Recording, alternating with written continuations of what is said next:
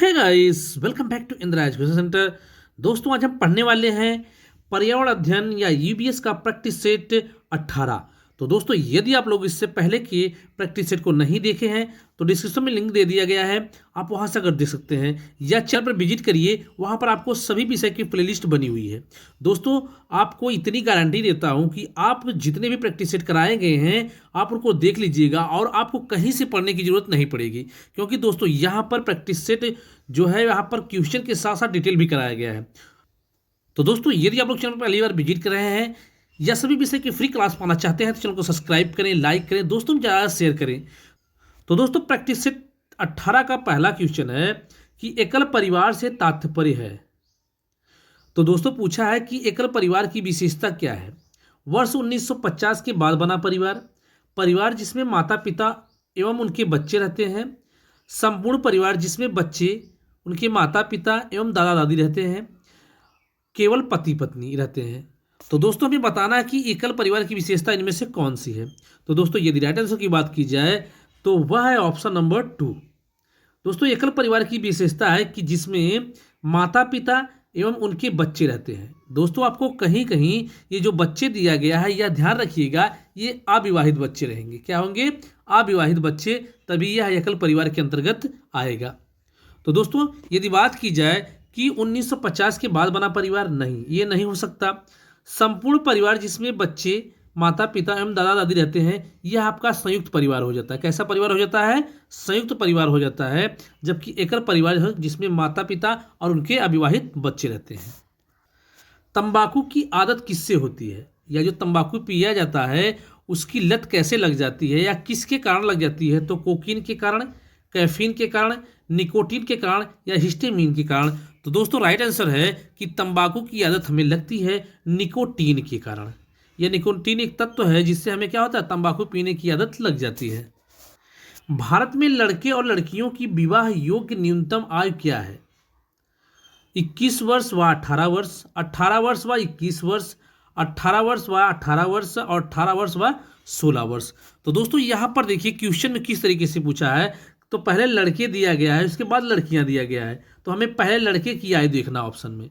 तो दोस्तों, पूछा है कि भारत में जो विवाह की न्यूनतम आयु है वह लड़के और लड़कियों की क्या होनी चाहिए? तो लड़कों की आयु है 21 वर्ष और लड़कियों की 18 वर्ष।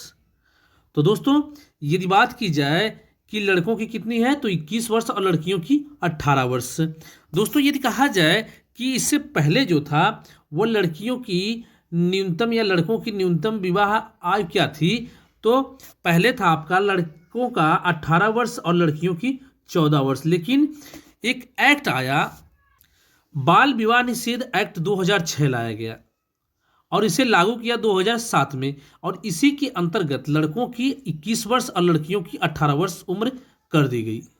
तो दोस्तों, यदि राइट आंसर की बात की जाए तो राइट आंसर है आपका ऑप्शन नंबर 1, 21 वर्ष व 18 वर्ष।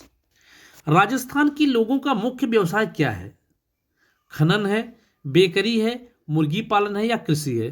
तो दोस्तों, राजस्थान के लोगों का मुख्य व्यवसाय जो हुआ है आपका कृषि। दोस्तों, अधिकतर हमारे भारत देश में जो लोग आश्रित हैं वह कृषि पर ही आश्रित है। राजस्थान में निम्न में से किस स्थान पर शक्कर बनाने का कारखाना नहीं है?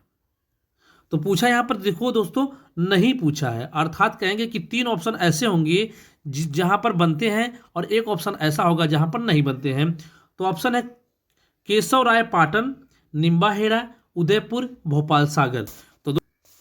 तो दोस्तों, यदि राइट आंसर की बात की जाए कि शक्कर बनाने का कारखाना कहाँ नहीं है, तो वह है आपका निम्बाहेड़ा में नहीं है, जबकि केशव राय पाटन, उदयपुर और भोपाल सागर में स्थित है। ठगी अथवा अनुचित व्यापारिक व्यवहार होने पर हमें शिकायत कहाँ करनी चाहिए? उपभोक्ता संरक्षण मंच को, जिला मुख्यालय को, तहसील को या ग्राम पंचायत को?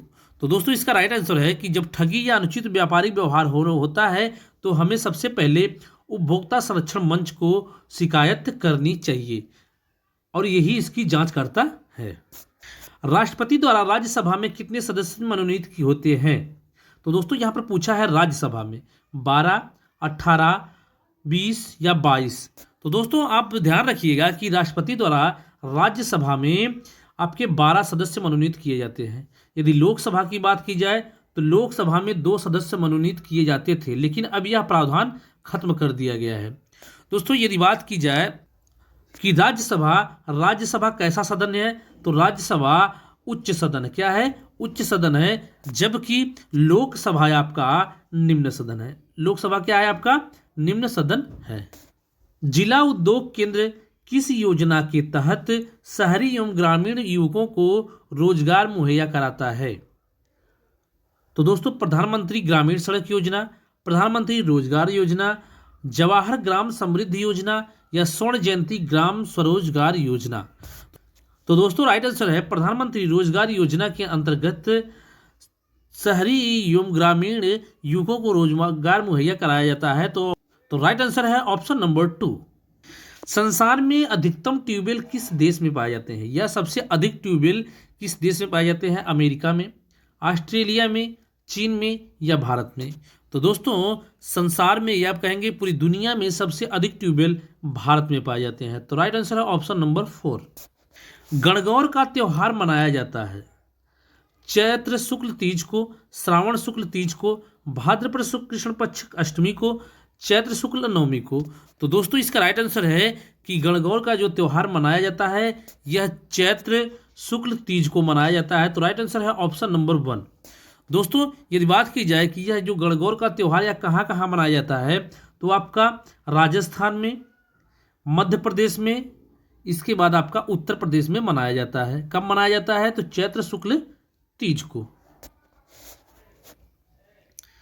राजस्थान में झीलों की नगरी है या किस शहर को झीलों की नगरी कहा जाता है? तो जयपुर को, जोधपुर को, उदयपुर को या अजमेर को? तो दोस्तों यदि राइट आंसर की बात की जाए कि राजस्थान में झीलों की नगरी किसे कहा जाता है, तो वह कहा जाता है उदयपुर को। विजय स्तंभ किसने बनवाया था? महाराणा कुंभा, महाराणा सांगा, महाराणा प्रताप या महाराजा जयसिंह? तो दोस्तों यदि राइट आंसर की बात की जाए कि विजय स्तंभ किसने बनवाया था, तो महाराणा कुंभा द्वारा विजय स्तंभ बनवाया गया था। एटीएम का पूरा नाम क्या है?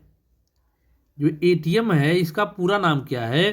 तो दोस्तों automated teller machine, all time money, automatic transfer machine या ऑडिट टेलर मशीन?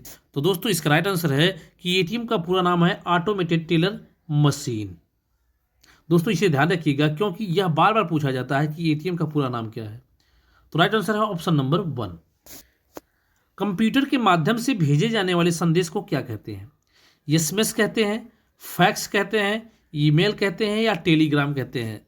तो दोस्तों ये हम सभी जानते हैं कि जो कंप्यूटर के माध्यम से संदेश भेजा जाता है उससे हम क्या कहते हैं?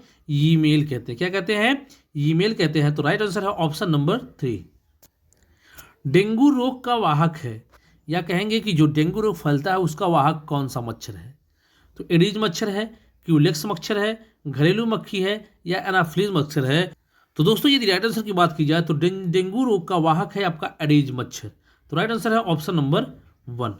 यदि बात की जाए कि एनाफ्लीज मच्छर से क्या फैलता है, तो एनाफ्लीज मच्छर से फैलता आपका मलेरिया। क्या फैलता है?